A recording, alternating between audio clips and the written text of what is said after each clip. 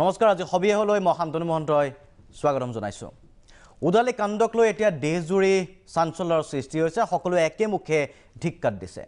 যি সময়ত দেশত কোভিড যুদ্ধ চলিছে ৰাজ্য ব্যতিক্ৰম নহয় সেই সময়তে কোভিড যুদ্ধৰ ওপৰত যি ধৰণৰ আক্ৰমণ সেয়া সঁচাকৈ বৰ্বৰ ঘৃণনীয় কবলৈ তাক ভাষা নাই সকলোৱে ধিক্কাৰ দিছে প্ৰাগ নিউজৰ ধিক্কাৰ দিছো আৰু এটা কথা উল্লেখ কৰিব লাগিব যে সংকটৰ সময়ত ফ্ৰণ্ট লাইনৰ পৰা আগশাৰীৰ পৰা যি ধৰণে চিকিৎসকসকলে স্বাস্থ্য কৰ্মীসকলে নাৰ্ছসকলে এই কোভিড যুদ্ধত অগ্ৰসৰ হৈছে আৰু ৰাইজৰ সেৱা কৰিছে সেই সময়ছোৱাত বহুতে তেখেতসকলৰ এই ত্যাগক তেখেতসকলৰ এই কষ্টক যি ধৰণে আসলতে সেলুট জনাইছে আৰু তাৰ বিপৰীতে একাংশৰ যি জিঘাংসাৰ পৰিচয় দিছে সেই বিশেষ ভিডিঅ'টোত ইতিমধ্যে ভাইৰেল হৈছে সংবাদ মাধ্যমতো সম্প্ৰচাৰিত হৈছে সমগ্ৰ দেশে ভাবিবলৈ বাধ্য হৈছে সমগ্ৰ ৰাজ্যই ভাবিবলৈ বাধ্য হৈছে আসলতে আমি কি কৰি আছো তেনে প্ৰেক্ষাপটত কেতবোৰ প্ৰশ্ন উত্থাপিত হয় নিখনদেশে তাত কোনো সন্দেহ নাই আৰু এই স্বাভাৱিক যে চিকিৎসকসকলে ইয়াত তীব্ৰ বিৰোধিতা কৰিছে প্ৰতিবাদ কৰিছে চিকিৎসক চিকিৎসাকৰ্মী স্বাস্থ্যকৰ্মীৰ নিৰাপত্তা সুনিশ্চিত কৰাৰ দাবী তুলিছে কাৰণ এই ঘটনা প্ৰথম ঘটনা নহয় ইয়াৰ পূৰ্বে কেইবাটাও এই ধৰণৰ ঘটনা সংঘটিত হৈছে ৰোগীৰ যদি কোনো কাৰণত মৃত্যু হয় কাৰণ যিয়েই নহওক তাৰ পাছত কিন্তু এই ধৰণৰ ঘটনা সংঘটিত হোৱা পৰিলক্ষিত হয় আমি পাহৰি যোৱা নাই যে চিকিৎসক দেবেন দত্তৰ হত্যাকাণ্ড কি ধৰণে হত্যাৰ দৰে ঘটনা সংঘটিত হৈছিল আসলে মৃত্যু হৈছিল পৰৱৰ্তী সময়ত হত্যাকাণ্ড বুলি কৈ থকা হৈছে কাৰণ যি বৰ্বৰভাৱে হত্যা কৰা হৈছিল সেই কথা পাহৰি যোৱা নাছিল তাৰ পাছতো আজি এই পুনৰ এই ঘটনা সংঘটিত হৈছে আৰু এইবাৰ ডাক্তৰ সেউজ সেনাপতি এই ধৰণৰ বৰ্বৰ আক্ৰমণৰ সন্মুখীন হ'ল এনেকুৱা ধৰণৰ ঘটনাৰ অন্ত কেতিয়া চিকিৎসকসকলে সুনিশ্চিত নিৰাপত্তা পাব যিসকল দোষী হিচাপে সাব্যস্ত হয় যাক গ্ৰেপ্তাৰ কৰা হয় আদালতত হাজিৰ কৰোৱা হয় তাৰ পাছত আইনৰ সুৰুঙালৈ হাৰি যায় নেকি যাৰ বাবে দৃষ্টান্তমূলক শাস্তিৰ পৰা তেওঁলোক বঞ্চিত হয় আৰু সেয়া হয়তো উদাহৰণ হৈ নপৰে তেনে কেতবোৰ প্ৰশ্ন কেতবোৰ প্ৰসংগ আজি উত্থাপিত হৈছে এই ঘটনাৰ পাছত পুনৰ চৰ্চিত হৈছে কিন্তু আটাইতকৈ গুৰুত্বপূৰ্ণ প্ৰসংগটো হ'ল এই সময় অতি কঠিন সময় আৰু কোভিডজনিত এই সময়ৰ মাজত যদি চিকিৎসকসকলৰ নিৰাপত্তা সুনিশ্চিত নাথাকে স্বাস্থ্যকৰ্মীৰ নিৰাপত্তা সুনিশ্চিত নাথাকে যদি চিকিৎসাকৰ্মীসকলে এতিয়া এই ধৰণৰ আক্ৰমণৰ বলি হোৱাৰ পাছত চিকিৎসা সেৱা প্ৰদান কৰাৰ পৰা বিৰত হৈ থাকে তেনে প্ৰেক্ষাপটত কি ধৰণৰ অৱস্থাৰ সৃষ্টি হ'ব সেয়া সকলোৱে ভাবি চোৱাৰ প্ৰয়োজন এই প্ৰসংগবোৰ আজি ষ্টুডিঅ'ৰ মজিয়াত আমি উত্থাপন কৰিম বহু প্ৰশ্নৰ উত্তৰ জানিবলৈ চেষ্টা কৰিম আমাৰ লগত আমাৰ অতিথিসকল উপস্থিত আছে মই স্বাগতম জনাব বিচাৰিছোঁ আমাৰ লগত পোনপটীয়া সম্প্ৰচাৰত থাকিব অসম বিধানসভাৰ উপাধ্যক্ষ তেখেত নিজে এগৰাকী চিকিৎসক ডাক্তৰ নুমল মুমিন ডাঙৰীয়া তেখেতক স্বাগতম জনাম লগতে আমাৰ মাজত উপস্থিত আছে গুৱাহাটী চিকিৎসা মহাবিদ্যালয়ৰ এগৰাকী কনিষ্ঠ চিকিৎসক ডাক্তৰ অংকিতা মেধি অংকিতাক স্বাগতম জনাইছোঁ আমাৰ লগত উপস্থিত আছে গুৱাহাটী উচ্চ ন্যায়ালয়ৰ অধিবক্তা মানস শৰণে ডাঙৰীয়া আপোনাক স্বাগতম জনাইছোঁ আমাৰ লগত উপস্থিত আছে অসম চিকিৎসা সেৱা সন্থাৰ সাধাৰণ সম্পাদক ডাক্তৰ কনক তালুকদাৰ ডাঙৰীয়াক স্বাগতম জনাইছোঁ আৰু আমাৰ লগত যোৰহাট চিকিৎসা মহাবিদ্যালয়ৰ পৰা জ্যেষ্ঠ চিকিৎসক এন গাংগুলী ডাঙৰীয়া পোনপটীয়া সম্প্ৰচাৰত আছে আমি তেখেতকো স্বাগতম জনাইছোঁ সমান্তৰালভাৱে ডাক্তৰ সেনাপতি যিগৰাকী আচলতে ভুক্তভোগী চিকিৎসক তেখেতৰ বাসগৃহৰ পৰা মোৰ সতীৰ্থ সাংবাদিক অজিত শইকীয়া উপস্থিত আছে আৰু অজিত শইকীয়াৰ ওচৰলৈকে আমি যাম কিন্তু প্ৰথমতে আমি এই ঘটনা সম্পৰ্কে কথা পাতিব বিচাৰিছোঁ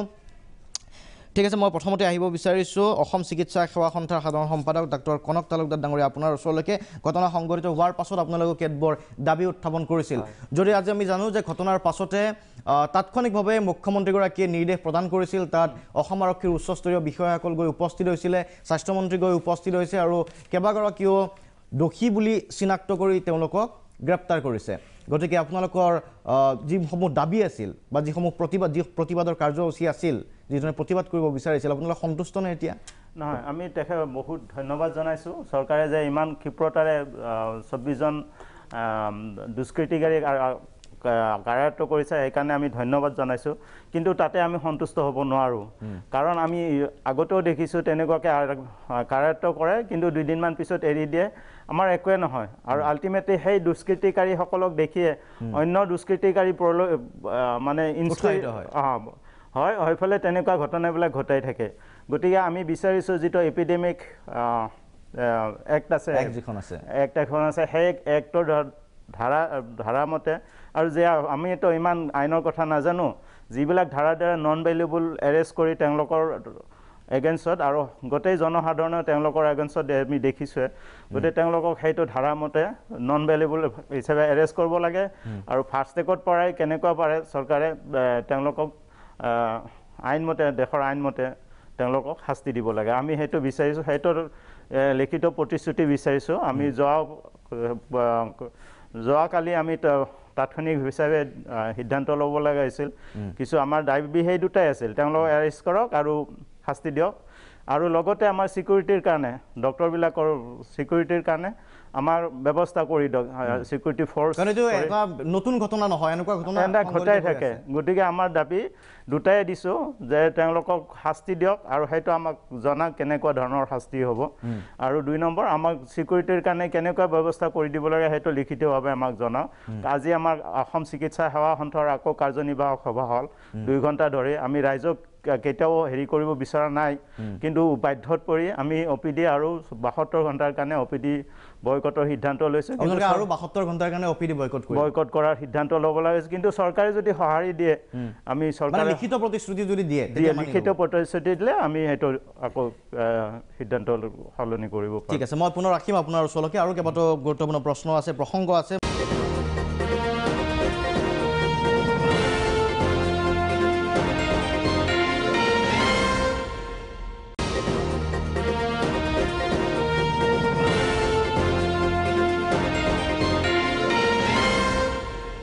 মই ডক্টৰ অংকিতা মেধিৰ ওচৰলৈকে আহিব বিচাৰিছোঁ অংকিতা আপুনি এতিয়া কনিষ্ঠ চিকিৎসক হিচাপে GMCHত ইণ্টাৰ্ণ কৰি আছে এই যিটো ঘটনা দেখা পালে বিভিন্ন সময়ত দেখিবলৈ পোৱা গৈছে যে বিভিন্ন সময়ত জুনিয়ৰ ডক্টৰখিনি বা কনিষ্ঠ চিকিৎসকখিনিও সেৱা আগবঢ়াবলগীয়া হৈছে আৰু হস্পিটেল গ্ৰাম্যাঞ্চলৰ হস্পিটেল হওক চিভিলত বাদ দি অন্য ধৰণৰ যিবোৰ স্বাস্থ্যকেন্দ্ৰ উপকেন্দ্ৰ তাতো নিযুক্তি প্ৰদান কৰা হয় কাম কৰিবলগীয়া হয় এই ঘটনাটো ঘটাৰ পাছত কেনেকুৱা অনুভৱ হয় যে তাত গৈ এনেকুৱা ধৰণৰ পৰিস্থিতিৰ এটা যদি সন্মুখীন হ'বলগীয়া হয় নিৰুৎসাহিত নিশ্চয়কৈ হোৱা গৈছে কেনেকুৱা ধৰণৰ ইম্পেক্ট পৰিছে বা কি ধৰণৰ প্ৰভাৱ পৰিছে আপোনালোকৰ ওচৰত নিশ্চয় কালি যেতিয়া ভিডিঅ'টো দেখিছোঁ গোটেই ভিডিঅ'টো চাব নোৱাৰিলোঁ ইমান ভয়ানক আছিলে ভিডিঅ'টো অহা বছৰ এই সেম টাইমত মই জইন কৰিম কোনোবা এখন ৰুৰেল এনেকুৱা PHCত নাজানো আকৌ এনেকুৱা হ'ব কাৰণ বহুত বছৰৰ পৰা এইটো হৈ আহিছে আৰু আমি আগতেও বহুতবাৰ প্ৰটেষ্ট কৰিছোঁ এনেকৈ আমাৰ GMCৰ ইমাৰ্জেঞ্চিৰ কেজুৱেলিটিৰ আগত আমি আগতেও বহুতবাৰ এনেকৈ প্ৰটেষ্ট কৰিছোঁ আগতেও আমাক বহুত প্ৰতিশ্ৰুতি দিছিলে যে হেৰি এৰেষ্ট কৰিছিলে আকৌ তাৰপিছত আকৌ কেইদিনমান পিছত এবছৰৰ ভিতৰত আকৌ সেইবোৰক মানে বেইলত ওলাই গৈছিলে তাহাঁত গতিকে এইবাৰো চাগে আকৌ এনেকুৱাই হ'ব গতিকে বিশ্বাস নাই নেকি আইনৰ ব্যৱস্থাৰ ওপৰত বা চৰকাৰী পদক্ষেপসমূহৰ ওপৰত বহুতবাৰ আমাক প্ৰতিশ্ৰুতি দিছিলে গতিকে এইবাৰ ৰিকুৱেষ্ট কৰিছোঁ আমাৰ মুখ্যমন্ত্ৰী ডাঙৰীয়াক যে এইবাৰ কিবা এটা কৰক মানে বিকজ এইবাৰ আমি এইটো এইবাৰ কোভিডৰ টাইমত হৈছে যোনটো টাইমত আমি ওভাৰটাইম ডিউটি কৰি আছোঁ আমি এক্সট্ৰা ডিউটি কৰি আছোঁ নাখাই নমেলি নিজৰ স্বাস্থ্যৰ কথা বাদ দি আমি লোকৰ কাৰণে সেৱা কৰি আছোঁ আৰু এইটো টাইমতে এইটো ঘটনা হোৱাটো বহুত দুখিত মানে বহুত দুৰ্ভাগ্যজনক আচলতে নিখন্তেক আৰু এই সময়টো স্বাভাৱিক সময় নাছিল কোভিডজনিত এই সময়ছোৱাত সকলোৱে আহ্বান জনাইছিল চৰকাৰৰ ফালৰ পৰা আহ্বান আছিল চিকিৎসা কৰ্মীসকলক উৎসাহিত কৰিব বিচাৰিছিল ৰাইজে উৎসাহিত কৰিছিল তাৰ মাজতে যি ধৰণৰ বৰ্বৰ ঘটনা সংঘটিত হৈছে নিন্দা কৰাৰ ভাষা নাই মই মানস ৰঞ্জন ডাঙৰীয়া আপোনাৰ ওচৰলৈকে আহিব বিচাৰিছোঁ অন্য প্ৰসংগ আহিম এই ধৰণৰ অপৰাধী কি ধৰণে সাৰি যায় সেইসমূহ কথা বতৰা থাকিব নিশ্চয়কৈ কাৰণ খোলাখুলিকৈ কিছুমান কথাৰ অৱতাৰণা কৰিছে অংকিতাও জানিব বিচাৰে অংকিতাৰ দৰে চিকিৎসকে যে কিয় সাৰি যায় দোষী সেই প্ৰশ্নসমূহ আছে কিন্তু এই মুহূৰ্তত আপোনাৰ পৰা এইটো কথা জানিব বিচাৰিছোঁ যিসকল এই ঘটনাটোৰ লগত জড়িত ভিডিঅ'টো আপুনিও নিশ্চয়কৈ দেখা পাইছে কি বৰ্বৰ সেয়া ছবিয়ে বহু কথা স্পষ্ট কৰি দিছে এনে প্ৰেক্ষাপটত সেইসকল 24 গৰাকীকৈ দোষী চিনাক্ত কৰা হৈছে গ্ৰেপ্তাৰ কৰা হৈছে কি ধৰণৰ শাস্তি হ'ব পাৰে কি ধৰণৰ ধাৰা ৰুজু হ'ব পাৰে এই কোভিডজনিত অৱস্থাত প্ৰথম কথা এইটো ঘটনাটো মই গৰিহণা দিছোঁ খুব নিন্দনীয় আৰু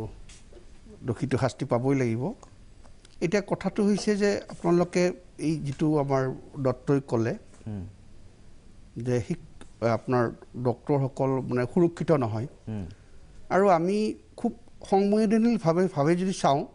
আমি যেনে শিক্ষক আৰু ডক্টৰক যথেষ্ট শ্ৰদ্ধা কৰোঁ এনেই গোটেই আমাৰ দৈনন্দিন জীৱনত শিক্ষক আৰু ডক্টৰ কাৰণ কিয় শিক্ষকে আমাক মূল্যবোধ শিক্ষা দিয়ে আৰু ডক্টৰসকলে ভগৱানৰ নেক্সট নিচিনা জীৱন দান কৰে গতিকে এই ক্ষেত্ৰত ডক্টৰসকলক কোনোবা ডক্টৰে মিছবিহেভ কৰিছে ইলট্ৰিট কৰিছে ডেট ইজ ডিফাৰেণ্ট থিং কিন্তু নৰ্মেলি আমি ডক্টৰক শ্ৰদ্ধা কৰোঁ আৰু শ্ৰদ্ধা কৰিব লাগে আৰু এইটো যিটো পেণ্ডেমিক চিটুৱেশ্যনত আপোনালোকে জানে যে কিমানবোৰ ডক্টৰ আমাক বচাব তেওঁলোকেও নিজৰ ডক্টৰ ঢুকাইছে ক'ভিডত আৰু এনেকুৱা চিটুৱেশ্যনত আচলতে এই ঘটনাটো খুব দুৰ্ভাগ্যজনক আৰু আপোনালোকৰ এই টিভিৰ ফুটেজৰ পৰা যিটো দেখিছোঁ আচলতে তেওঁ চিকিৎসা মানে দিয়াৰ আগমুহূৰ্ততে ঢুকাইছে অৰ্থাৎ হস্পিটেল পোৱাৰ লগে লগে যিখন উদালি PHC চেণ্টাৰ বুলি কৈছে তাত ঢুকাইছে আৰু তেওঁ কিট যিটো PPE কিট পিন্ধি পেলাই PPE কিট পিন্ধি তেওঁ ৰেডি হোৱা বুলি গম পাইছোঁ গতিকে তেওঁৰ কোনো ধৰণৰ ইয়াত গাফিলতি দেখা নাই আমাৰ ফালৰ পৰা আৰু গাফিলতি থাকিলেও শাৰীৰিকভাৱে অপদস্থ কৰাটো আইনৰ বহিৰ্ভূত এইটো এটা অন্য প্ৰসংগ কিন্তু আদাৰৱাইজত তেওঁ কোনো ধৰণৰ তেওঁৰ কাৰণে মৃত্যু হোৱা নাই মানুহ এটা পেচেণ্ট আনিছে তেওঁ যিহেতু ক'ভিড পেচেণ্ট আৰু তেওঁ ক'ভিড প্ৰটেকশ্যন ল'ব লাগে আজি আমি এয়া টিভিত মাস্ক লগাই বহিব লগা হৈছে নিজৰ জীৱনৰ নিৰাপত্তাৰ কাৰণে তেওঁৰ জীৱনটোতো নিৰাপত্তা আছে গতিকে তেওঁ সেই PPE কিটটো গাত পৰিধান কৰি যোৱাৰ লগে লগে নিশ্চয় এটা সময় লাগিব গতিকে সেইখিনি ব্যৱস্থা লোৱাৰ আগত যিহেতু পেচেণ্টজন ঢুকাইছে বা তেওঁ ট্ৰিটমেণ্ট কৰি ঢুকালেও অন্তৰত ডক্টৰক ইনহিউমেন ট্ৰিটমেণ্ট কৰাটো একেবাৰে গৰিহণাৰ যোগ্য আৰু এই মানুহখিনিক এতিয়া কথাটো হৈছে কি যে এই মানুহখিনিক অকল আমাৰ ডক্টৰ সন্থাৰ ছেক্ৰেটাৰী চাহাবো কৈছে যে তেওঁলোক নিৰাপত্তা লাগে বা এই মানুহখিনি হাৰি যাব নালাগে বা এইগুলো বেলত দিব নালাগে এই ধৰণৰ বহু কথা আছে আপুনি কোৱাৰ নিচিনা পিছলৈ আহিম কথা হ'ল কি যে এই ক্ষেত্ৰত ডক্টৰসকলক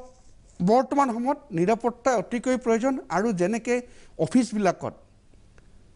অফিচবিলাকত বা কোৰ্টবিলাকত বা যিবিলাক সেনসিটিভ অফিচ তাত যেনেকৈ পুলিচ ৰাখে ঠিক প্ৰত্যেক হস্পিটেল PHCত প্ৰত্যেক থানাৰ পৰা ডিউটি টাইমত মানে ৰাউণ্ড দ্য ক্লক কাৰণ এওঁলোকে এতিয়া ৰাতিও ডিউটি কৰে PHCৰ কথাটো নাজানো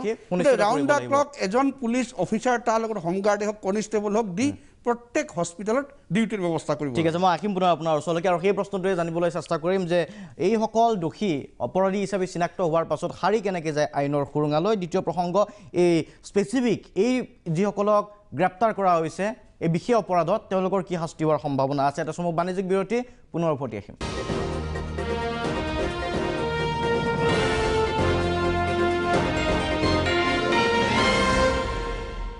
উভতি আহিছোঁ অনুষ্ঠানৰ পৰৱৰ্তী অংশলৈ আমি কথা পাতি আছোঁ উদালিত যি ধৰণৰ ঘটনা সংঘটিত হৈছে তাক একেমুখে সকলোৱে নিন্দা কৰিছে গৰিহণা দিছে কিন্তু এনে ঘটনাৰ শেষ কেতিয়া চিকিৎসাকৰ্মীৰ নিৰাপত্তা কেতিয়া মই এবাৰ যাব বিচাৰিছোঁ অসম বিধানসভাৰ উপাধ্যক্ষ ডাক্তৰ নুমল মমিন ডাঙৰীয়াৰ ওচৰলৈকে আপোনাক স্বাগতম জনাইছোঁ মমিন ডাঙৰীয়া আপুনি এটা গুৰুত্বপূৰ্ণ পদবীত আছে এই মুহূৰ্তত অসম বিধানসভাৰ আপুনি সন্মানীয় উপাধ্যক্ষ আৰু সমান্তৰালভাৱে আপুনি এগৰাকী চিকিৎসকো আপুনি চিকিৎসা মহাবিদ্যালয়টো অধ্যাপনা কৰিছিল আৰু আজি আপুনি এগৰাকী বিধায়ক হোৱাৰ উপৰিও উপাধ্যক্ষ হৈ কাৰ্যনিৰ্বাহ কৰি আছে তেনে প্ৰেক্ষাপটত উদালিত যি ধৰণৰ ঘটনা সংঘটিত হৈ গৈছে সকলোৱে একেমুখে গৰিহণা দিছে নিন্দা কৰিছে এটা প্ৰশ্ন হ'ল চিকিৎসকসকলৰ নিৰাপত্তা কিদৰে সম্ভৱ আপুনি কি ধৰণৰ এটা সলিউশন আগবঢ়াব বিচাৰিব কাৰণ এটা কথা প্ৰায় ওলাইছিল বিধানসভাৰ মজিয়াটো ওলাইছিল যে চিকিৎসকসকলৰ বাবে পৃথক কিছু সুৰক্ষাৰ বাবে আইনৰ প্ৰয়োজন আছে কিন্তু সেয়া সম্ভৱতঃ হৈ নুঠিল গতিকে কি ধৰণৰ পৰামৰ্শ আপুনি আগবঢ়াব বিচাৰিব এখন আইন আছে বাৰু নমস্কাৰ প্ৰথম কথা হৈছে উদালিৰ যি ঘটনা হ'ল তাক মই গৰিহণা দিছোঁ আৰু এই গৰিহণাৰ যোগ্য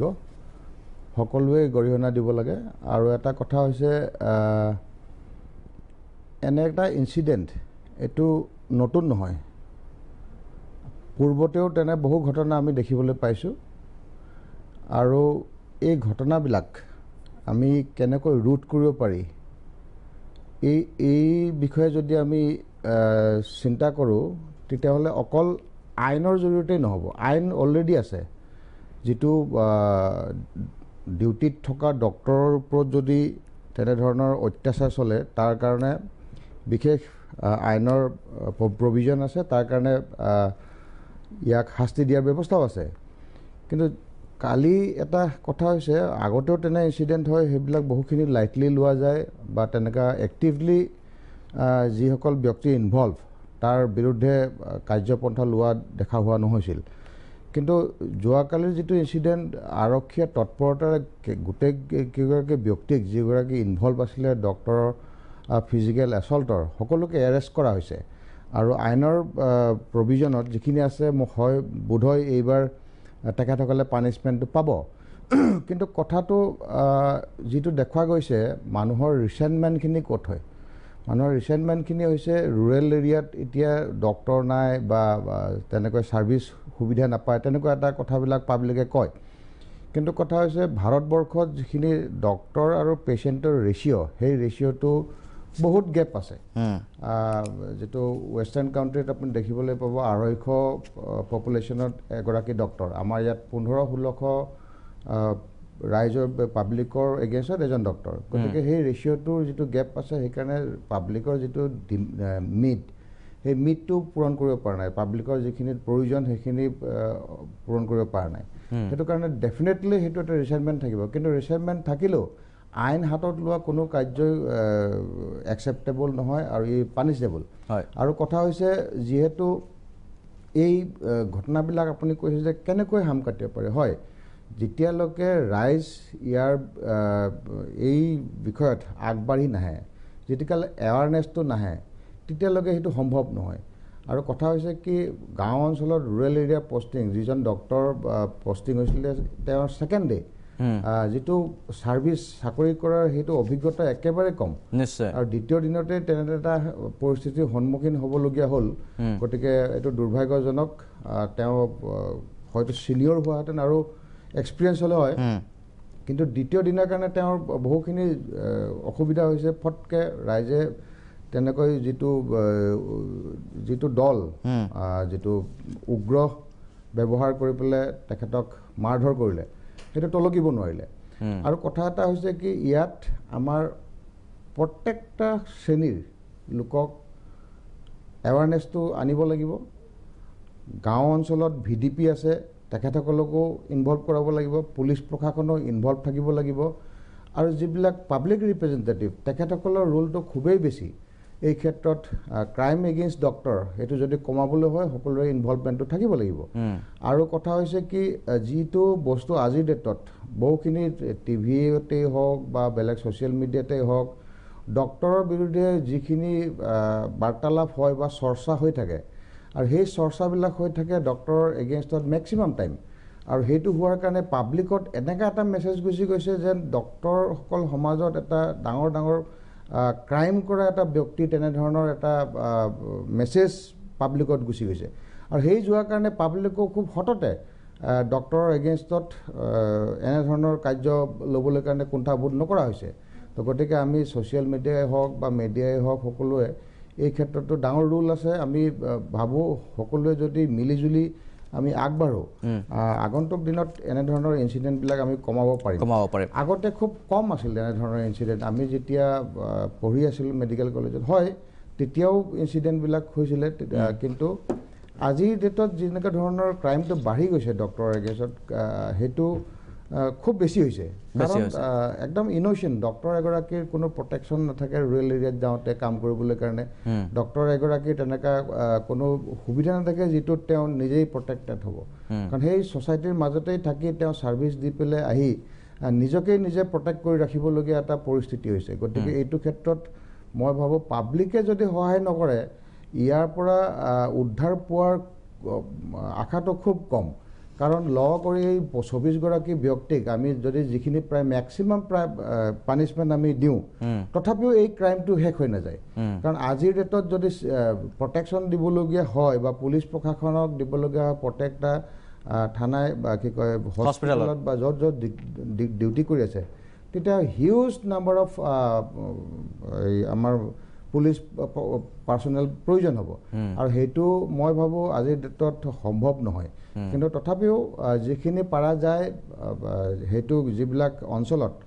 এটা পেট্ৰলিং জাতীয় হেৰি যদি কৰে মাজে সময় তেতিয়াহলে ৰেগুলাৰ যদি পেট্ৰলিং হয় তেতিয়া এটা সাইকোলজিক্যাল যেটো হেৰি ডক্টৰ সকলৰ বা চিকিৎসা কৰ্মী সকলৰ মৰেল বুষ্টিং হ'ব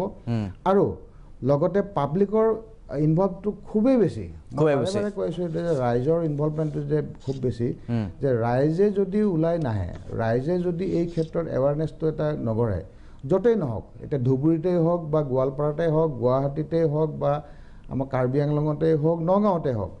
য'তেই নহওক চাকৰি কৰা যিসকল ব্যক্তি আছে তেখেতসকলৰ সেই জেগাটোত যদি আমি পাব্লিকৰ ইনভলভমেণ্ট নাথাকে, তেতিয়াহ'লে এনেধৰণৰ ক্ৰাইমবিলাক আমি কেতিয়াও বন্ধ কৰিব নোৱাৰিম। কাৰণ আপোনালোকে ইনচিডেণ্টবিলাক দেখিছে, এজন ডক্টৰক যিভাৱে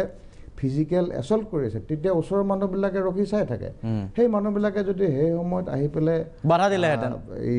কাজিয়াবিলাক ৰখায়, মই ভাবোঁ এনেধৰণৰ কাজিয়া বহুত ৰখাব পাৰিব। আৰু যিয়ে নহওক, whatever may be the crime, whatever may be the reason, সকলোৰে ইনভেষ্টিগেশ্যন হ'ব লাগে, দোষীক শাস্তি দিব লাগে। যদি দুই এটা ডক্টৰেও ক'ৰবাত তেনেধৰণৰ আমাৰ ভুল হয়, এইটোৰো আইনৰ ব্যৱস্থা ল'ব। ধন্যবাদ জ্ঞাপন কৰিছোঁ। মই আহিম পুনৰ আপোনাৰ ওচৰলৈকে। কেইবাটাও গুৰুত্বপূৰ্ণ প্ৰসংগ আপুনি উত্থাপন কৰিছে, বিশেষকৈ যিসকল নতুনকৈ, আচলতে আপুনি এটা কথা উল্লেখ কৰিছে, সেই কথাটো সংবাদ মাধ্যমতো প্ৰচাৰিত হৈছে যে দ্বিতীয় দিনাই তেখেতৰ সৈতে এনেকুৱা ধৰণৰ ঘটনা এটা সংঘটিত হৈ গৈছে। গতিকে অভিজ্ঞতাৰ কথাও আছে, সেই সম্পৰ্কেও আমি চিকিৎসকসকলৰ পৰা জানিবলৈ চেষ্টা কৰিম যে এই ধৰণৰ যিবিলাক এপইণ্টমেণ্ট বা নিযুক্তি, তেওঁলোকে এই ধৰণৰ চিকিৎসালয়ত যদি কোনো ছিনিয়ৰ নাথাকে বা এনেকুৱা নতুন নিযুক্তিসমূহৰ ক্ষেত্ৰত কিমান দূৰ নিজকে প্ৰস্তুত কৰি লয় বা কি ধৰণে প্ৰস্তুত কৰিলে। সমান্তৰালভাৱে আপুনি ৰাইজৰ ইনভলভমেণ্টৰ কথা কৈছে, পেট্ৰলিঙৰ কথা কৈছে। নিঃসন্দেহে অন্ততঃ ক'ভিডজনিত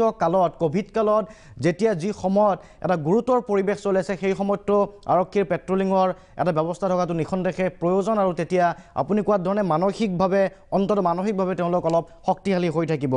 মই পুনৰ আহিম আপোনাৰ ওচৰলৈকে, আৰু দুই এটা প্ৰশ্ন আছে।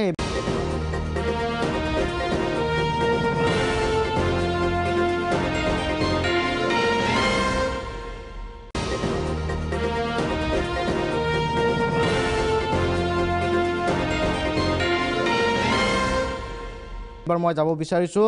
যোৰহাটলৈকে। যোৰহাট চিকিৎসা মহাবিদ্যালয়ৰ জ্যেষ্ঠ চিকিৎসক এন গাংগুলী ডাঙৰীয়া আমাৰ মাজত আছে, আপোনাকো স্বাগতম জনাইছোঁ। এই ঘটনাটো উদালি কাণ্ডক লৈ ইতিমধ্যে সকলো সৰব হৈছে, সকলো চিকিৎসক সৰব হৈছে, প্ৰতিবাদ কৰিছে, সেয়া স্বাভাৱিক। আপুনি কি ধৰণে প্ৰতিক্ৰিয়া ব্যক্ত কৰিব? এতিয়া দোষীকো গ্ৰেপ্তাৰ কৰা হৈছে, আইনগতভাৱে ব্যৱস্থা হ'ব, কি বিচাৰিব? প্ৰথমতেই প্ৰাগ নিউজৰ সকলো লগত জড়িত থকা সকলোকে, সংবাদকৰ্মীসকলকে মোৰ ধন্যবাদ জনাইছোঁ যে আজি আমাক এইখিনি কোৱাৰ কাৰণে, উপস্থাপন কৰাৰ কাৰণে দিছে। আৰু লগতে অংশগ্ৰহণকাৰীসকলকো মই মোৰ শ্ৰদ্ধা জনাইছোঁ, চবেই খুব ধুনীয়াকৈ কৈছে। আমাৰ ডক্টৰ সেউজ একচুৱেলি আমাৰ ছাত্ৰ নহয়, আমি চিকিৎসক, আৰু লগতে আমি শিক্ষক, লগতে আমি তেওঁলোকৰ গাৰ্জিয়ান। তো আমাৰ কাৰণে তেওঁলোক আমাৰ ল'ৰা ছোৱালীৰ নিচিনা। যেনেকৈ তেওঁলোকক অমানৱীয় হিচাপে প্ৰহাৰ কৰা হৈছে গ্ৰুপ এটা মিলি, সেইটো আমাক অন্ততঃ যথেষ্ট দুখ দিছে। আমি এইটো সদায় সঁচাই কৈছোঁ, যিটো গৰিহণা দিয়াৰ যোগ্যটো হয়েই, কিন্তু গৰিহণাতকৈও আমি ভাবিব পৰা নাই যে ইমান নৃশংসভাৱে এজন ডাক্তৰক, যিজনে সেৱা আগবঢ়াই আছে, তেওঁক এনেকুৱাকৈ মাৰিব পাৰে। এক নম্বৰ প্ৰথম কথা সেইটো। দ্বিতীয়তে, আপুনি যিটো কথা কৈছে খুব ন্যায্য কথা। আমাৰ কামেই হৈছে আমি ডক্টৰসকলক প্ৰস্তুত কৰোঁ। এই যেনেকুৱাকৈ আমি তেওঁলোকক পঢ়া শুনা কৰাই ফাইনেল MBBS পাছ কৰাৰ পিছত যে 1 বছৰ আমি যিখিনি তেওঁলোকক চিকিৎসা শিকোৱা হয়, প্ৰেক্টিকেল এপ্ৰেণ্টিছশ্বিপ বুলি কওঁ আমি, বা ইণ্টাৰ্ণশ্বিপ কোৱা হয়, তেওঁলোকক যথেষ্টখিনিভাৱে আমি এই বস্তুখিনি তেওঁলোকক শিকাওঁ কেনেকৈ টেষ্ট কৰিব লাগে, কেনেকৈ ডায়েগনচিছ কৰিব লাগে, চিকিৎসা কেনেকৈ কৰিব লাগে, মানুহৰ প্ৰতি যিটো সেৱা মনোভাৱ, এম্পেথি বুলি কওঁ, সেইটো কেনেকৈ শিকাব লাগে, সেইখিনি গোটেই 1 বছৰ ধৰি তেওঁলোকক শিকোৱা যায়। তাৰপিছত তেওঁলোকে যেতিয়া প্ৰস্তুত হয়, তেতিয়া তেওঁলোকক আমাক বাহিৰত যাবৰ কাৰণে আমি তেতিয়া নিজেও কনফিডেণ্ট থাকোঁ। আমি সঁচাই কৈছোঁ, আপোনালোকে বিশ্বাস নকৰিব, যেতিয়া আমাৰ কলেজৰ পৰা যেতিয়া আমাৰ ল'ৰা ছোৱালী ওলাই গৈ বাহিৰত ভাল কাম কৰে, আমি ক'ৰবাত এটা ভাল নিউজ দেখা পাওঁ, আমি যথেষ্ট গৰ্ববোধ কৰোঁ। এনেকুৱা লাগে তেওঁলোকৰ ছাকচেছফুলৰ লাইফটোৰ কাৰণে তেওঁলোকৰ এম্পেথি, তেওঁলোকৰ যি সেৱা, সেইটোৰ ভিতৰত আমাৰো ক'ৰবাত অলপ অৰিহণা লুকাই আছে নেকি, তেনেকুৱা এটা ভাৱ হয়। কিন্তু যেতিয়া এনেকুৱা চিনবিলাক দেখা পাওঁ, এই যিটো দৃশ্য, যিটো আজি ভিডিঅ'টো মই আপোনাক কৈছোঁ, মই এই ভিডিঅ'টো কমপ্লিট কৰি চাব পৰা নাই মই, বিকজ এইটো ইমান পাশৱিক, মই চাব পৰা নাই, মই ভাবিব পৰা নাই যে এনেকুৱাকৈ এজন ল'ৰাক কেনেকৈ নৃত্য হিচাপে প্ৰহাৰ কৰিব পাৰে। তবে এটা কথা ঠিক, আমাৰ মনত বহুত দুখ লাগিছে, খঙো উঠিছে। আজি খুব উজাৰি আমাৰ কলেজৰ সকলো জুনিয়ৰ ডক্টৰ্ছ, আমাৰ ষ্টুডেণ্টছ, আমাৰ টিচাৰ চবে স্বতঃস্ফূৰ্তভাৱে গৈ OPDৰ আগত বহি আমি ধৰ্ণাত বহিছোঁ, কাৰণ কোনেও কাকো ক'ব লগা হোৱা নাই। কাৰণ আমাৰ অন্তৰত এটা অসম্ভৱ দুখ এটা আহিছে যে এনেকুৱা এক নিৰ্দয় কেনেকৈ হ'ব পাৰে মানুহ কিন্তু আমি লগতে এইখিনি কথাও ক'ব পাৰোঁ যে যিটো মানে তীব্ৰগতিত আমাৰ মাননীয় মুখ্যমন্ত্ৰী মহোদয় মাননীয় স্বাস্থ্যমন্ত্ৰী মহোদয় আৰু অসম পুলিচৰ যিটো তেওঁলোকে ক্ষিপ্ৰগতিৰে তেওঁলোকে একশ্যন লৈছে তেওঁলোকে যে 24জন মানুহক এৰেষ্ট কৰিছে এই কথাখিনি আমাক যথেষ্ট সকাহ দিছে আমি খুব ভাল পাইছোঁ সেইকাৰণে আমি কোনো এট দিছ মোমেণ্ট আমি কোনো যিটো কয় যে কোনো ষ্টেপ লোৱা নাই যে নাই আমাৰ প্ৰতিবাদী কাৰ্যসূচী লোৱা নাই তেওঁলোকে কৰি আছে প্ৰতিবাদী কাৰ্যসূচী আমি লোৱা নাই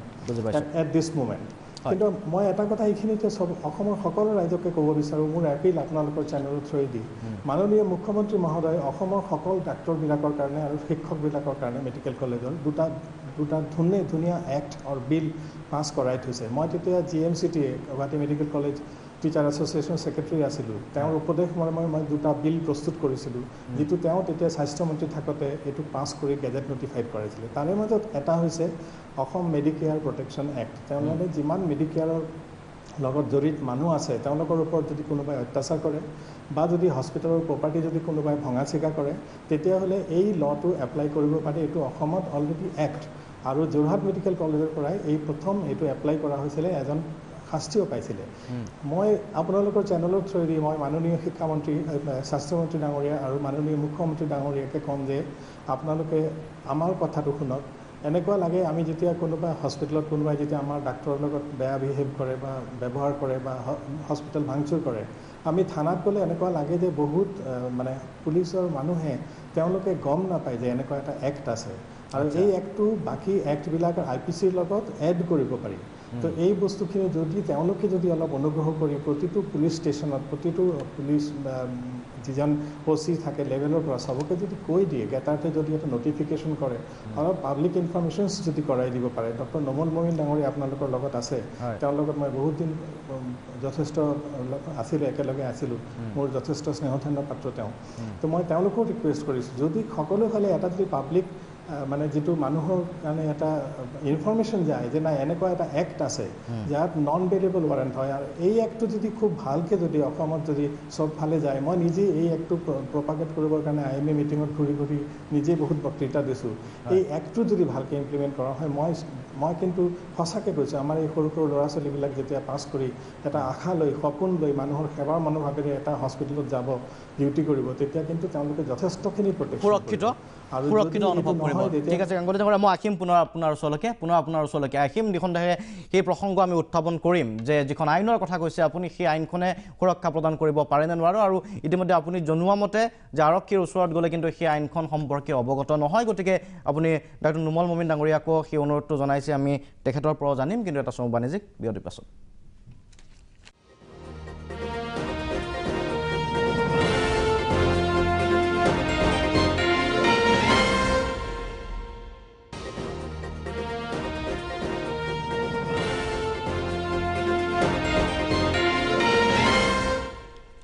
উপদেশ অনুষ্ঠানৰ পৰৱৰ্তী অংশলৈ আমি কথা পাতি আছোঁ উদালি কাণ্ডক লৈ আৰু এই সমস্যাৰ সমাধান কেতিয়া মই ডাক্তৰ কনক তালুকদাৰ ডাঙৰীয়া পুনৰ আপোনাৰ ওচৰলৈ আহিব বিচাৰিছোঁ অসম চিকিৎসা সেৱা সন্থাৰ আপুনি সাধাৰণ সম্পাদক আপুনি কৈছে যে আপোনালোকৰ কিন্তু লিখিত প্ৰতিশ্ৰুতি নিদিয়ালৈকে 72 ঘণ্টীয়া প্ৰতিবাদটো অব্যাহত থাকিব হয় দ্বিতীয় কেতবোৰ প্ৰসংগ উত্থাপিত হৈছে যেনে নতুনকৈ যিসকলে গ্ৰামাঞ্চলত যায় চাকৰি প্ৰথমতে আৰম্ভ হয় আৰু তাৰ পাছতেই যদি এনেকুৱা ধৰণৰ ঘটনাৰ মুখামুখি হয় সেয়াটো সঁচাকৈ অতি ভয়ংকৰ কথা আৰু বাকী সকলো নিৰুৎসাহিত হৈ পৰিব তেনেকুৱা ঘটনা সংঘটিত হোৱাৰ পাছত দ্বিতীয় কথা আপুনি কৈছে যে নিৰাপত্তা প্ৰদান কৰিবলগীয়া সংগঠনৰ ফালৰ পৰা সেইটো এটা আপোনালোকৰ দাবী যিহেতু এই ঘটনা নতুন ঘটনা নহয় এটা কথা হ'ল নিৰাপত্তা প্ৰদান কৰাৰ বাবে বৃহৎ সংখ্যক নিৰাপত্তাৰক্ষীৰ প্ৰয়োজন হ'ব যিমান আমাৰ স্বাস্থ্য কেন্দ্ৰ আছে উপস্বাস্থ্য কেন্দ্ৰ আছে কি ধৰণে ভাবে মেনেজমেণ্টটো কেনেকুৱা ধৰণৰ হোৱাটো বিচাৰে চাওক আমি সেইটো কথা আমিও বুজি পাওঁ ইমানখিনি দিব নোৱাৰে কিন্তু চৰকাৰে প্ৰথমে চিলেক্ট কৰকচোন যিবিলাক সেনচিটিভ হস্পিটেল সেনচিটিভ যিবিলাকত ইমাৰ্জেঞ্চি পেচেণ্টৰ বেছি ডিল কৰা হয় সেইবিলাকতে নিৰাপত্তাৰক্ষী দি দিয়ক আৰু লগতে কোভিড হস্পিটেল কেইখনত এটা অলপ সেনচিটিভ ডেকা ল'ৰা এজন কোভিড হৈ ঢুকাব তেওঁলোকে গ্ৰহণ কৰিব নিবিচাৰে এইটো কিবা ডক্টৰৰ ভুল হ'ল নেকি এনেকুৱা ধৰণৰ এটা মনোভাৱ থাকে কিছুমানৰ এইটো স্বাভাৱিক কথা মানুহে আমি গতিকে এই অন্ততঃ কোভিড হস্পিটেল কেইখনত দেখুৱাই দিয়ক নিৰাপত্তাৰক্ষী দি তেতিয়া অন্ততঃ আমি অলপমান ডক্টৰখিনি কাম কৰিবৰ কাৰণে অলপমান সকাহ হ'ব আৰু ফেচ মেনাৰত কিয় নোৱাৰিব আমাৰ যদি ইমান স্কুল কলেজ চলাব পাৰে, ইমান হস্পিটেল চলাব পাৰে। আমাৰ ডিফেন্স মানে নিৰাপত্তাৰ কাৰণে নিৰাপত্তাৰক্ষী বাহিনী নিশ্চয় সেইটোৰ কাৰণে চৰকাৰে চিন্তা চৰ্চা কৰিব পাৰে। আমাৰ হোমগাৰ্ডো বহুত আমি শুনিব পাইছিলোঁ কিছু বছৰ আগতে, আমি DGP ছাৰৰ লগত কথা পাতিছিলোঁ এই কথাত। তেওঁলোকে কৈছে আমাৰ হোমগাৰ্ড বহুতখিনি আছে, কিন্তু চব হেৰি হোৱা নাই, কিমান দূৰ সঁচা আৰু এতিয়া পৰিৱেশ পৰিৱৰ্তনো হ'ব পাৰে। গতিকে তেনেকুৱা ধৰণে নিৰাপত্তাৰক্ষী নিশ্চয় দিব পাৰে। ঠিক আছে, মই আপোনাৰ ওচৰলৈকে আহিম। অংকিতা, চমুকৈ জানিব বিচাৰিছোঁ শাস্তিবোৰ কেনেকুৱা হোৱাটো বিচাৰে আপোনালোকে? কাৰণ দৃষ্টান্তমূলক এটা এক্সাম্পল ক্ৰিয়েট কৰক। এই ধৰণৰ বহুতে বিচাৰে এনেকুৱা ধৰণৰ ঘটনা সংঘটিত। আমি বাৰে বাৰে আলোচনা কৰোঁ যেতিয়া মবলিন সিঙৰ এনেকুৱা ধৰণৰ ঘটনা আহে, এয়া বাৰু চিকিৎসকৰ সৈতে হৈছে, কেতিয়াবা অন্য কাৰোবাৰ সৈতে হৈছে, কিন্তু চিকিৎসকক এইবাৰ বিশেষ ধৰণে এইবাবেও চোৱা হৈছে যে এটা ক'ভিডজনিত পৰিৱেশ এটা চলি আছে। গতিকে তেনে প্ৰেক্ষাপটত কি ধৰণৰ শাস্তি পোৱাটো বিচাৰে? মই ভাবোঁ it's an attempt to murder হয়, গতিকে এইটো একদম কঠোৰ শাস্তি দিব লাগে, লাইফ ইমপ্ৰিজনমেণ্ট লাগে। আৰু হেৰি যাতে মানে চবেই এক্সাম্পলটো পাই যায় যে ভয় যাতে কৰে নেক্সট। আৰু যোনবোৰ জেগাত এইবোৰ হয় বেছিকৈ, সেইবোৰ জেগাত একদম ভাল ছিকিউৰিটি লাগে আমাক। কাৰণ নেক্সট টাইম আমি তাতে ডিউটি কৰিব আমি বহুত ভয় কৰিম, আমাৰ মা দেউতাই ভয় কৰিব আমাক তাতে পঠাব। নিশ্চয়, গতিকে সেইটো ষ্টেপছ লোৱা ভাল আৰু গভৰ্ণমেণ্টে সেইটো লোৱা ভাল। মই মানস শৰণীয়া ডাঙৰীয়া আপোনাৰ ওচৰলৈকে আহিব বিচাৰিছোঁ। নিঃসন্দেহে তাত কোনো সন্দেহ নাই, আৰু এই সম্পৰ্কে আমি কেইবাবাৰো আলোচনাও কৰিছোঁ, আপুনিও আছিল, যে মবলিন সিঙৰ যেতিয়া ঘটনাবোৰ সংঘটিত হয়, এইটোও তেনেকুৱা ধৰণৰ এটা ঘটনা, গণপ্ৰহাৰ সংঘটিত হৈছে। কোনে কাক কি ধৰণে প্ৰহাৰ কৰিছে তাক হয়তো হিচাপ উলিওৱাটো দিগদাৰ হৈ গৈছে। 24গৰাকীকৈ এতিয়ালৈকে গ্ৰেপ্তাৰ কৰা হৈছে। কিন্তু এটা কথা হয়, আজি অংকিতাও যিটো অনুভৱ কৰিছে যে বিভিন্ন সময়ত দেখা যায় যে সেই দোষীসকলে শাস্তি নাপায়, যি ধৰণৰ স্পীডত শাস্তি বা এই মুহূৰ্তত যি ধৰণৰ দাবী উঠিছে, ভিডিঅ'টো চোৱাৰ পিছত সাধাৰণ মানুহ এজনৰ যি ধৰণৰ খং উঠিছে, ভিতৰত ক্ষোভ উঠিছে, সেইকাৰণে ঠাণ্ডা কেতিয়া হ'ব? তেতিয়া হ'ব যেতিয়া শাস্তি পাব, সাধাৰণ অৰ্থত মই কৈছোঁ। কিন্তু সেয়া নহয়গৈ, কেতিয়াও হৈ নুঠে, আইনৰ সুৰুঙে ওলাই যায় বুলি ভাবে। এগৰাকী অধিবক্তা হিচাপে আপুনি কি ক'ব? আপুনিও এনেকুৱা ধৰণৰ গোচৰৰ লগত জড়িত, গতিকে আইনৰ দৃষ্টিভংগী এটা কয়, আপোনালোকে অধিবক্তা হিচাপে হয়তো কাৰোবাৰ সুৰক্ষাৰ বাবেও নামি পৰিবলগীয়া হয়। গতিকে এইটো এটা সংঘাত দীৰ্ঘদিন ধৰি চলি আহিছে। এই ঘটনাটোত আপুনি কি ক'ব, যে কি ধৰণৰ শাস্তি হ'ব লাগে বা হোৱাৰ সম্ভাৱনা আছে? কিন্তু এই যিটো সামাজিক ব্যাধি ছ'চিয়েল মেনেক, ইয়াৰ কিন্তু আইনে কিন্তু সমাধান দিব নোৱাৰে। প্ৰথম কথা, আমাৰ ডক্টৰ মমিন চাহাবে ভাল কথাই কৈছে, মোৰ উপাধ্যক্ষ, যে ছ'চিয়েল এৱাৰনেছটো প্ৰথম দৰকাৰ। মানুহ মানৱতাবাদী হ'ব লাগে, সহনশীল হ'ব লাগে। আৰু ডক্টৰৰ ছাৰ্ভিচটো আমি কেনেকৈ ৰিচিভ কৰিব পাৰোঁ। যদি ডক্টৰজন বেয়াও হয়, চাপ'জ এজন খুব খিংখিঙীয়া ডক্টৰ আছে কোনোখন হস্পিটেলত, কিন্তু তেওঁৱেই আছে, তেওঁৰ পৰা মই ছাৰ্ভিচটোও ল'ব লাগে, সেইটোও নিজে জানিব লাগে।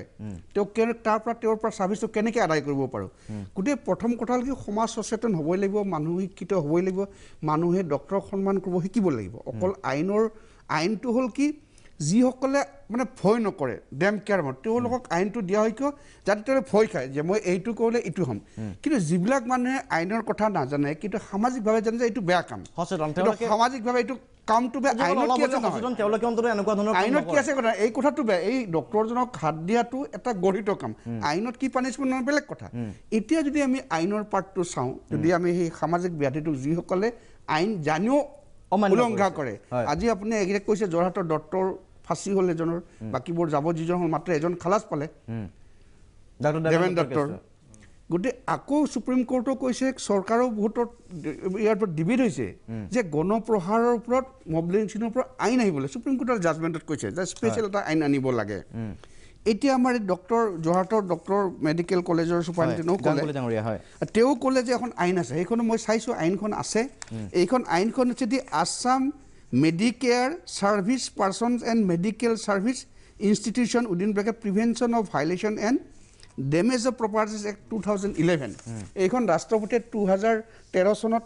চহী কৰিছে, স্বাক্ষৰ কৰিছে, আৰু 2013 চনৰ পৰা এইখন লাগু হৈছে। কিন্তু এইখন জেনেৰেলি তেওঁ কোৱাৰ নিচিনা পুলিচবিলাকেও এৱাৰ নহয়, আৰু ডক্টৰবিলাকো নহয়, আমি লয়াৰবিলাকো এৱাৰ নহয়, কাৰণ কিয় এইখন জেনেৰেলি কেছবিলাকত পুলিচবিলাকে নিদিয়ে।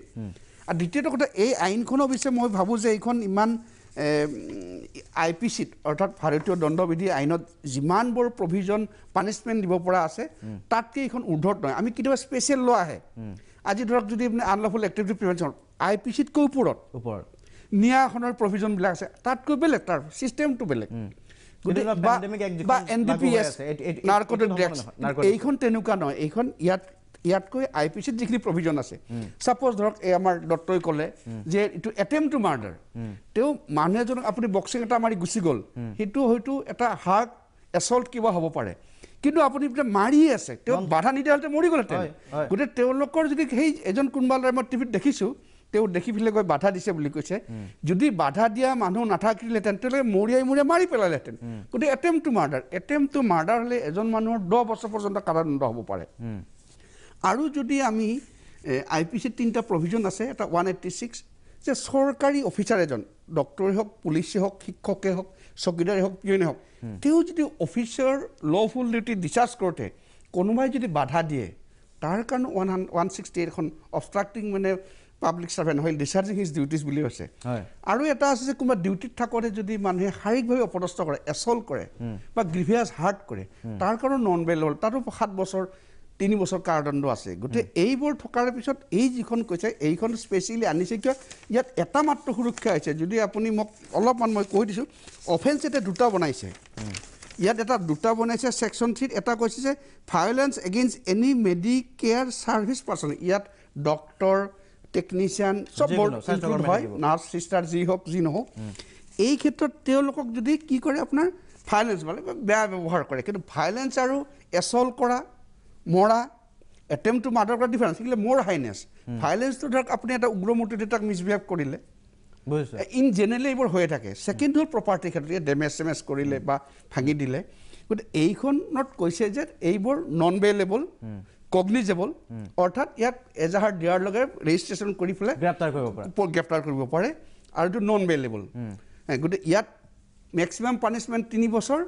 আৰু ফাইন দিব পাৰে মেক্সিমাম ফাইন 10 লাখ টকা দিব পাৰে আৰু যিটো প্ৰপাৰ্টি যিটো ডেমেজ হয় সেই প্ৰপাৰ্টিটো কোৰ্টক কৈছে যে তেওঁৰ যিটো প্ৰপাৰ্টি ডেমেজ হয় এছেছ কৰি মানুহজনক দুখীজনক দিবলৈ ক'বলৈ আৰু যদি তেওঁ নিদিয়ে তেওঁৰ প্ৰপাৰ্টিৰ পৰা আসাম বেংকৰ ৰিকভাৰী একাউণ্ট তেওঁৰ প্ৰপাৰ্টিৰ পৰা সেই লছটোক ৰিকভাৰ কৰিবলৈ গতিকে এইটো পিছৰ পাৰ্টটো বৰ ধুনীয়া পাৰ্ট প্ৰথম পাৰ্টটো বাৰু মই এজ এ লয়াৰ IPC ইয়াতকৈ ভাল প্ৰভিজন আছে এতিয়া আমি যদি চাওঁ মাৰ্ডাৰ যদি হয় এই IPC এতিয়াতো মই জানো এইটো 307 লগাব লাগে মই নাজানো এতিয়া আপুনি কথা কৈছে পানিছমেণ্টৰ কথা পানিছমেণ্ট পাব না নাপাব কাৰণ এতিয়া আমাৰ ডক্টৰ সাহেব কৈছে সম্পাদক ডাঙৰীয়াই তেওঁ কৈছে যে জামিনত গুচি যায় এতিয়া আমি লয়াৰ হিচাপে কওঁ যে জেলত মানুহক দুটা কাৰণ এটা প্ৰথম পাৰ্টটোত ৰাখে ইনভেষ্টিগেশ্যন যাতে সেইটো ইণ্টাৰফেয়াৰ নকৰে বা সাক্ষী প্ৰমাণ নষ্ট নকৰে সেই পাৰ্টটো পিছত কোৰ্টে তেওঁক জানে যে তেওঁ এৰি দিলেও কোনো হাৰ্ম নহ'ব ইনভেষ্টিগেশ্যনত বা ট্ৰাইলত তেতিয়া তেওঁক কোৰ্টে যাবলৈ দিয়ে ইটো নহয় যে তেওঁ খালা যে আচল জেলটো হয় যেতিয়া বিচাৰ আৰম্ভ হয় তেওঁক যেতিয়া তেওঁ ফাউণ্ড টু বি গিল্টি তেতিয়াহে কৰে তেতিয়াহে এপিল চেপিল কিবা হয় গতিকে আমি ইটো ভাবিব নালাগে কালি যদি এই 20 জনৰ আমি ভাবোঁ যে তেওঁলোকক সোনকালে ওলাই নাহিলে ভাল যদি কিবা কাৰণত ওলায়ো হয় কিছুমান মানুহৰ এইটো ভাবিব নালাগে যে তেওঁলোকে শাস্তি নাপাব কিন্তু চাব লাগে যে বিচাৰ প্ৰক্ৰিয়াটোত আমি কেনেকৈ প্ৰুফ কৰিব পাৰোঁ কিমান ত্বৰান্বিত হয় আচলতে বহু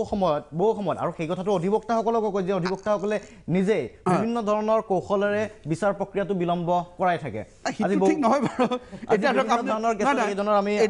উদাহৰণ বহুত আছে সেনাপতি ঠিক আছে দেৱেন দত্তৰ কথাটো হয় বাৰু কিন্তু অভিনীলৰ ঘটনা আছে অন্য ঘটনা জংকাৰটো চাগে হৈ গ'ল জংকাৰৰ ঘটনা কিন্তু তেনেকুৱা বহু ঘটনা আছে য'ত অধিবক্তাসকলে বিলম্ব কৰাই লৈ যোৱা নাই সেইটো একজেক্টলি নহয় তাৰমানে কি প্ৰচিডিউৰটো ইণ্ডিয়ান চিষ্টেমটো এনেকুৱা ভাৰতীয় সংবিধানত কৰা হৈছে যে এজন মানুহে যেতিয়া মানে তেওঁ ডিফেণ্ড দিয়াৰ স্কপ পায় আৰু তেওঁ নিজৰ কেছটো উপস্থাপন কৰিব পাৰে মই কেনেকৈ নিৰ্দোষী তো সেইটো কৰিব যাওঁতে যিসকল ভুক্তভোগী তেওঁলোকে ভাবিছে যে বহুত কৰিলে নেকি আচলতে ঠিক নহয় কেতিয়াবা কোৰ্ট বন্ধ হয় কেতিয়াবা সাক্ষী দিবলৈ নাই এতিয়া মই সাক্ষীৰ কথা লৈ আহিছোঁ এই কথাটোত আমি এই মানুহখিনিক পানিছমেণ্ট দিব পাৰিম বা তেওঁলোকে শাস্তি পাব যদিহে এই মানুহখিনি সাক্ষী কোনে দান কৰে এতিয়া যিজন এজন ল'ৰাই কৈছে মই টিভিত দেখিছোঁ সি কৈছে মই দেখি পেলাই আহি হজাৰ ল'ৰা এজন ডেকা ল'ৰা বগাকৈ সি কৈছে যে মই আহি সহায় কৰিছোঁ তেওঁ যদি সাক্ষী দিয়ে তেওঁ সুধিছিল কিন্তু আপোনাৰ মিডিয়াৰ মানে যে কাৰোবাক চিনিব সি কৈছে মই ভালকৈ চিনি নাপাওঁ বুলি কৈছে সেইটো এটা উইক পইণ্ট তেওঁ এজন প্ৰথম সাক্ষী ভিক্টিমৰ পিছত তেওঁ প্ৰথম কথাবোৰ আদালতত যায় এই টেকনিকেল কথাবিলাক আহি তেওঁ যদি চিনি নাপাওঁ বুলি কয় গোটেই খালাচ পাব এতিয়া যদি আজি সেনাপতিয়ে যদি তাক না আৰু এটা কথা আছে খুব চমু মই এটা বিৰতি ল'ব লাগিব হৰণে নৰে তাৰ পাছত মই আহিম এটা চমু বাণিজ্যিক মই বিৰতি লৈ লৈছোঁ বিৰতিৰ পিছত পুনৰ উভতি আহিম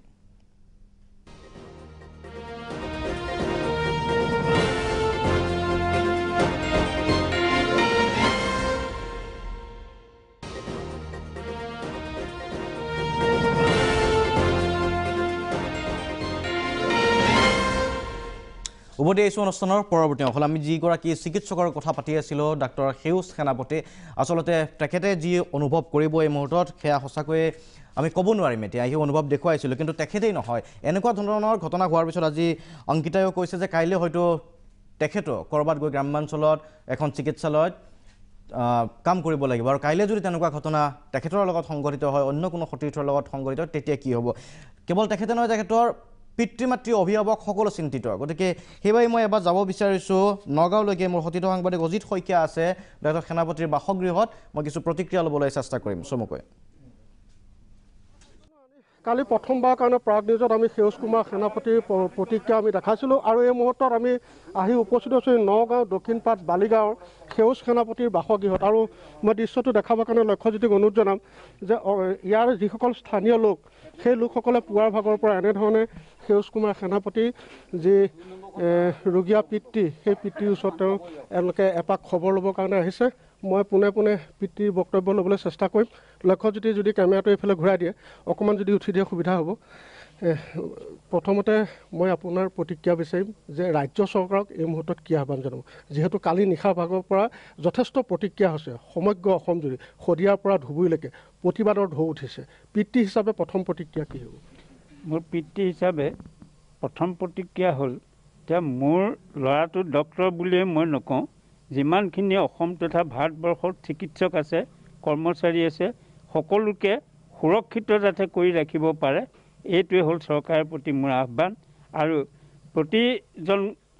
স্বাস্থ্য কৰ্মচাৰী বা প্ৰতিখন হস্পিটেল প্ৰতিখন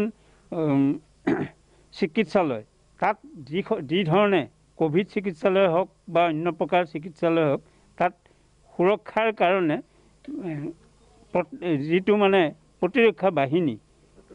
কমেও 4-5জনকৈ থকাটো বাঞ্ছনীয় কালি যদি 4-5জন থাকিল হয় এই ঘটনাটো হ'বলৈ নাপালে হয় গতিকে ইমানবোৰ কলেজ খুলিছে বা হস্পিটেল খুলিছে সকলোতে তেনেধৰণে এই চিকিৎসা বিভাগ সুৰক্ষিত কৰিবৰ কাৰণে বাহিনী তৈয়াৰ কৰি তাত ৰাখিব লাগে আৰু এটা কথা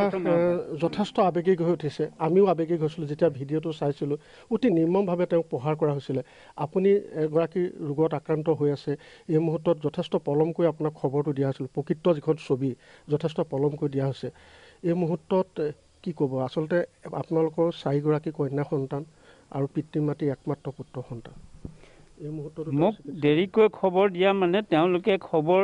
জনাইছে কিন্তু এই ঘটনাখিনি তেতিয়া প্ৰচাৰ হোৱা নাই আৰু ভাইৰেলটো মই পোৱা নাই তেওঁলোকে ভাবিছে তেখেত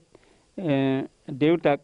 যে স্বাস্থ্যজনিত কাৰণত ভাগি পৰিব পাৰে আৰু হয়তো তেওঁ যিহেতুকে বাইপাছ চাৰ্জাৰী কৰা মানুহ আৰু অতি মৰমৰ ল'ৰা খবৰটো শুনিলে তেওঁ ভাগি পৰিব পাৰে সেইকাৰণে মোলৈ খবৰটো অঙহী বঙহী লগ লাগি দেৰিকৈ পঠাইছে আৰু যথেষ্ট মৰমত ডাঙৰ কৰিছিল আপুনি এগৰাকী নিজে শিক্ষা বিষয়া সৰুৰ পৰা তেওঁ কেনেকুৱা আছিল অতি কম সময়ৰ ভিতৰত মই পুনৰ ৰাখিম যদি সময় হয় আৰু এয়া আছিলে ডাক্তৰ সেউজ সেনাপতিৰ পিতৃৰ ভাষ্য স্বাভাৱিক কথা পুত্ৰৰ আজি অৱস্থা আৰু সমান্তৰালভাৱে যিসকল চিকিৎসক আছে আৰু এই মুহূৰ্তত সংকটৰ সময়ত কাম কৰি আছে সেৱা আগবঢ়াই আছে তেখেতসকলৰ নিৰাপত্তা সুনিশ্চিত হোৱাটো বিচাৰিছে বিচৰাটো স্বাভাৱিক আৰু আমিও বিচাৰিছোঁ মই এইবাৰ যাব বিচাৰিছোঁ ডাক্তৰ নুমল মমিন ডাঙৰীয়া অসম বিধানসভাৰ উপাধ্যক্ষ মই পুনৰ আপোনাৰ ওচৰলৈকে আহিছোঁ কেইবাটাও বিষয়ত চৰ্চা চলি আছে আপুনিও আপোনাৰ মন্তব্য আগবঢ়াইছিল আপুনি কি ধৰণে সমাধান সূত্ৰ দিব পাৰি সেই সম্পৰ্কে ব্যাখ্যা কৰিছে মই পুনৰ আপোনাৰ ওচৰলৈকে আহিছোঁ বিভিন্ন প্ৰসংগত আপুনি কৈছে কিন্তু এটা কথা এই মুহূৰ্তত যিহেতু এটা কোভিডজনিত পৰিৱেশ এটা চলি আছে ৰাজ্যত গতিকে এনে প্ৰেক্ষাপটত এই ঘটনাটোৱে নিঃসন্দেহে তাৎক্ষণিকভাৱে কিছু ক্ৰিয়া কৰিছে কিছু চিকিৎসকসকলৰ মাজত গ্ৰাম্যাঞ্চলতো যিসকলে কাম কৰি আছে সেইসকল চিকিৎসকক উৎসাহিত কৰাৰ বাবে দীৰ্ঘকালীন পৰিকল্পনা লাগিব কিন্তু হ্ৰস্বকালীনভাৱে তৎকালীনভাৱে কি কৰাটো প্ৰয়োজন বুলি আপুনি ভাবে না কথাটো হৈছে মাননীয় মুখ্যমন্ত্ৰী ডাঙৰীয়াক মই ধন্যবাদ দিছোঁ তেওঁ তৎপৰতাত আমাৰ যোৱা গোটেই ব্যক্তিক এৰেষ্ট কৰিলে আৰু এতিয়া যিটো কথা হৈছে যে চিকিৎসা কৰ্মীৰ বিৰুদ্ধে যিখিনি এইবিলাক মাৰপিট উদ্ভণ্ডালি চলিছে কথাটো হৈছে কি মই আকৌ এবাৰ কৈছোঁ ৰাইজৰ তাত ইনভলভমেণ্টৰ অৰিহণে এইটো কেতিয়াও সম্ভৱ নহয় কাৰণ এই চিকিৎসা ব্যৱস্থাটো কাৰ কাৰণে ৰাইজৰ কাৰণে ৰাইজে যদি সেই বস্তুটো বুজে যে আমাৰ কাৰণেই চিকিৎসা কৰ্মী বা ডক্টৰসকল আমাৰ কাৰণে হয় তেতিয়াহে এই ব্যৱস্থাটো এই অসুবিধাবিলাক দূৰ হ'ব আজি বহুতে এডভকেট কৰিছে যে থানা দিব লাগে পুলিচ দিব লাগে আজি গুৱাহাটী মেডিকেল কলেজৰ ভিতৰতে থানা দিয়া আছে কিন্তু এনেকুৱা ইনচিডেণ্টটো গুৱাহাটী মেডিকেল কলেজৰ ভিতৰতো মাজে সময়ে আমি দেখিবলৈ পাওঁ গতিকে পুলিচ প্ৰশাসন দি পেলাই এইটো কেতিয়াও সমাধান হ'ব নোৱাৰে আৰু সম্ভৱ নহয় গতিকে ৰাইজ যেতিয়ালৈকে সতৰ্ক নহয় ৰাইজে ওলাই আহিব লাগিব যিসকল এনেকুৱা সমাজৰ এটা শ্ৰেণীৰ লোক যিসকলে মানে সমাজখন বিশৃংখল কৰিব বিচাৰে তাৰ বিৰুদ্ধে সচেতন ৰাইজ যদি আগবাঢ়ি আহে মই ভাবোঁ খুব আমি সোনকালে ইয়াৰ সমাধান সূত্ৰ পাম আৰু এটা কথা য'ত ইনচিডেণ্টবিলাক বাঢ়ি গৈ আছে আজি এইটো কাৰণে হৈছে যে যিবিলাক ইনচিডেণ্ট হয় ডক্টৰসকলে প্ৰথমতে FIR লজ কৰে তাৰ কেইদিনমান পিছতে আকৌ উইড্ৰ কৰে মিলামিলি কৰি লয় আৰু সেই মিলামিলি কৰাৰ কাৰণে গৈ কি হয় ফলত পৰৱৰ্তী সময়ত কেছটো আগ নাবাঢ়ে গতিকে কোনো কালপ্ৰিটে পানিছমেণ্ট নাপায় গতিকে মই ভাবোঁ যদি কিছু ক্ষেত্ৰত ডক্টৰসকলো আগবাঢ়ি আহে সেই কেছবিলাক ফাইল কৰি কেছটো প্ৰচিড কৰে তেতিয়া পানিছমেণ্ট পোৱাৰ পিছতে মানুহৰ মনত এটা ভয় হ'ব যে যিসকল কালপ্ৰিট তেখেতসকলৰ মনত এটা ভয় হ'ব তেতিয়া তেখেতসকলে ফিউচাৰ তেনে কামবিলাক নকৰিবলৈ আৰু ৰিপিট নকৰিবলৈ গতিকে মই ভাবোঁ এই ক্ষেত্ৰত আমি সকলোৱে ইনভলভমেণ্টটো হৈ কৰিলে আমি ভাল ফল পাম ডাঙৰীয়া সেই এটা প্ৰসংগলৈ মই এতিয়া জ্যেষ্ঠ চিকিৎসক এন গাংগুলী ডাঙৰীয়াৰ ওচৰলৈকে আহিব বিচাৰিছোঁ এবাৰ খুব চমুকৈ আমাৰ সময় খুব কমি আহিছে খুব কম সময় গতিকে আপোনাৰ পৰা এই কথাটো জানিব বিচাৰিম ডাক্তৰ নোমল মমিন ডাঙৰীয়াই কৈছে আপুনিও কাম কৰিছে একেলগে এটা সময়ত কিন্তু তেখেতেও এটা কথা কৈছে যে এই ধৰণৰ ঘটনা সংঘটিত হোৱাৰ পাছত চিকিৎসকসকলে FIR দি পৰৱৰ্তী সময়ত FIR উঠাই লয় বিভিন্ন কাৰণত আৰু তাৰ বাবেও হয়তো দৃষ্টান্তমূলক শাস্তি নাপায় কি ক'ব আপুনি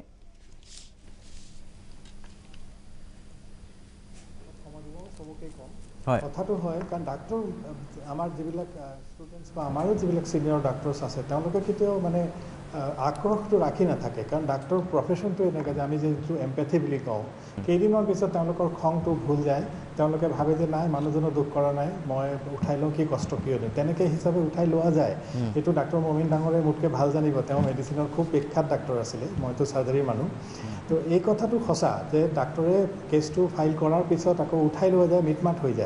যায় কাৰণ ডাক্তৰৰ নেচাৰেই সেইটো কনফ্ৰণ্টেশ্যন কৰিব নোৱাৰে আমাৰ টিচাৰ ষ্টুডেণ্টছবিলাকে কিন্তু লাহে লাহে এনেকুৱা এটা হৈ আহিছে যে আজি মোৰ ষ্টুডেণ্ট এজনে হোজাইৰ পৰা ছাৰজন তেখেতে লিখিছে এনেকুৱা এটা ঘটনা হোৱা মানে আৰু 1000মান ৰোগী তেওঁলোকে ভাল চিকিৎসাৰ পৰা বঞ্চিত হোৱা আমাৰ ছ'চাইটিটো লাহে লাহে সেইটোৰ ফালে গৈ আছে কাৰণ ডাক্তৰে ভয় খাব কাম কৰিবৰ কাৰণে হায়াৰ চেণ্টাৰলৈ ৰেফাৰেল বাঢ়ি যাব এটা কাম যিটো মানে সোনকালে নিজৰ জেগাত ভাল হৈ গ'লেহেঁতেন সেইটোৰ কাৰণে আমি ডাঙৰ হায়াৰ চেণ্টাৰত পঠাই দিম তেনেকুৱা টাইপৰ এটা ঘটনা ঘটিব ধৰিছে তো আমি যোৰহাট মেডিকেল কলেজত আমি কিছুমান ষ্টেপছ ল'ব বিচাৰিছোঁ ইমিডিয়েটলি ডিছকাছ কৰিছোঁ আমি যোৰহাট মেডিকেল কলেজটো ন' ভাইলেঞ্চ জ'নৰ নিচিনাকৈ বনাব চেষ্টা কৰিছোঁ আমাৰ ছিকিউৰিটি মানুহ আমাৰ ছিনিয়ৰ ফেকাল্টি মেম্বাৰ্ছ মিলি আমি য'তেই অলপ কনফ্ৰণ্টেশ্যন দেখা পাম য'তেই অলপ আমি দেখা পাম যে আকস্মিকভাৱে অলপ সংঘৰ্ষৰ নিচিনা সৃষ্টি হৈছে তাতে আমি লগে লগে ইণ্টাৰফেয়াৰ কৰিম যাতে কোনো কাৰণতে সংঘৰ্ষ বিয়পিব নোৱাৰে সোনকালে যাতে আমি এইটো নমাই দিব পাৰোঁ যিটো সেইটো কৰিবৰ কাৰণে আমি চেষ্টা কৰিছোঁ আৰু এটা হয়তো আমি দীৰ্ঘকালীন প্ৰস্তুতিও ল'ব বিচাৰিম যে কলেজৰ ষ্টুডেণ্টছ আমাৰ সৰু সৰু ল'ৰা ছোৱালীবিলাক বাহিৰত যায় যেতিয়া আমি যোগা শিকাওঁ তাহাঁতক যোগাৰ লগতে কিজানি মাৰ্চেল আৰ্টো শিকাব পাৰোঁ তো এইবিলাক কিছুমান কথা আমি নতুন ভাবিবলৈ আৰম্ভ কৰিছোঁ কিন্তু আমি এতিয়াও ক'ব পৰা নাই যে কোন ৰাস্তাত গ'লে বস্তুটো সঁচাই শেষ হ'ব পিছে আপোনাৰ এজন অংশগ্ৰহণকাৰীয়ে কৈছে যে য়েছ ৰাইজৰ মাজত যেতিয়ালৈকে মন ঠিক নহয় তেতিয়ালৈকে ঠিক নহ'ব হয়তো সেইটোও হয় কিন্তু যিয়েই নহওক মেডিকেল প্ৰটেকশ্যন এক্টটো যদি ভালকৈ এমপ্লয় কৰে মাননীয় মুখ্যমন্ত্ৰী ডাঙৰীয়াক মই মানে অনুনয় কৰিছোঁ যে তেওঁ যিহেতু এইটো বিলটো আনিছিলে তেওঁৱেই যাতে এইটো ভালকৈ প্ৰচাৰ কৰে যাতে প্ৰতিটো পুলিচ ষ্টেচনে এই বিলটো লগায় তেতিয়াহ'লে আমাৰ সৰু সৰু ল'ৰা ছোৱালীবিলাকে এটা জানিব যে যাক যোনে আহি বেয়া ব্যৱহাৰ কৰিছে বা আক্ৰমণ কৰিছে তেওঁলোকক ধৰি নন বিলেবল হিচাপে তেওঁলোকক প্ৰথমতে এৰেষ্ট কৰা হ'ব সেইটো এটা ডাঙৰ ডিটাৰেণ্ট হ'ব বুলি মই ভাবোঁ ঠিক আছে ধন্যবাদ জ্ঞাপন কৰিছোঁ সময় যিহেতু বহু কম আছে আৰু মই অধিক সময়ৰ বাবে যাব নোৱাৰিম মই শেষত ডাক্তৰ কনক তালুকদাৰ আপোনাৰ এটা চমু মন্তব্য বিচাৰিছোঁ তাৰপিছত মানস কৰ্ণে ডাঙৰীয়া খুব চমুকৈ আমি ইমানখিনি আলোচনা হ'ল ধন্যবাদ প্ৰথমতে আপোনালোকক আমি বিচাৰিম ইয়াত শাস্তি পাব লাগে কেনেকৈ দিয়ে আমি ডক্টৰসকল এইবিলাক কেছত লাগি থাকোঁ বহুত ডক্টৰে নিবিচাৰে সেই কথাটো কৈছে যে এফআইআৰ পাছত উঠাই লোৱা হয় গোটেই চৰকাৰে চিন্তা চৰ্চা কৰক কেনেকুৱাকৈ তেখেতসকলক শাস্তি দিব পাৰে আৰু লগতে প্ৰতিৰক্ষা সদায় কয় চৰকাৰে মিনিষ্টাৰে কয় ডক্টৰসকল একোটাই এছেট তেওঁলোকে কিমান খৰচ হয় ডক্টৰ পঢ়াওঁতে সেইবিলাকো হিচাপ দিয়ে যদি একোটা এছেট হয় গোটেই চিভিল হস্পিটেল ইমানখিনি ডক্টৰ থাকে সেই এছেটখিনি ৰক্ষা কৰাৰ কাৰণে